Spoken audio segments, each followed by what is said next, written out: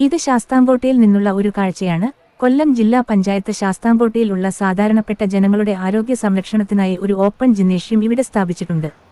കൃഷിക്കാരും തൊഴിലാളികളും ഏറെയുള്ള ഈ പ്രദേശത്ത് എത്രപേരാണ് ഈ ജിംനേഷ്യത്തിൽ എത്തുന്നത്? ഓപ്പൺ ജിംനേഷ്യത്തിന്റെ ഇപ്പോഴത്തെ അവസ്ഥയാണ് ഈ വീഡിയോയിൽ കാണുന്നത്. കേരളത്തിലെ ഒരു ടൂറിസ്റ്റ് കേന്ദ്രമായി വളരേണ്ട ഒരു സ്ഥലമാണ് ശാസ്താംകോട്ട കായലും അനുബന്ധ പ്രദേശങ്ങളും. ഇവിടെ വന്നിറങ്ങുന്ന യാത്രക്കാർക്ക് അല്ലെങ്കിൽ ഈ സ്ഥലം കാണാൻ എത്തുന്നവർക്കോ ശാസ്താംകോട്ട പ്രദേശത്ത് ഒരു പബ്ലിക് ടോയ്ലറ്റ് സംവിധാനം പോലും ഇല്ല എന്നത് ഖേദകരമായ അവസ്ഥയാണ്. ഇവിടെയാണ് ലക്ഷങ്ങൾ ചെലവാക്കി യാതൊരു മുൻ വീക്ഷണവുമില്ലാതെ ഇത്തരം കോമാളിത്തങ്ങൾ കാണിച്ച് ഖജനാവിൽ നിന്നും പണം യാതൊരു പ്രയോജനവുമില്ലാതെ ചിലവാക്കിയിരിക്കുന്നത്. ടൂറിസം വികസനത്തിൽ വളരെയധികം ശ്രദ്ധിക്കേണ്ട ഒരു ജില്ലയാണ് കൊല്ലം. മനോഹരമായ പ്രകൃതി ഭംഗി കൊണ്ട് ആലപ്പുഴയെപ്പോലെ തന്നെ ടൂറിസം വളരേണ്ട ഒരു സ്ഥലം. ഇവിടെയാണ് യാതൊരു അടിസ്ഥാന വികസനവും ഇല്ലാതെ പലയിടത്തും ടൂറിസം വികസനത്തിന്റെ പേരിൽ ഇത്തരം കോമാളിത്തരങ്ങൾ കാട്ടിയിട്ടുള്ളത്.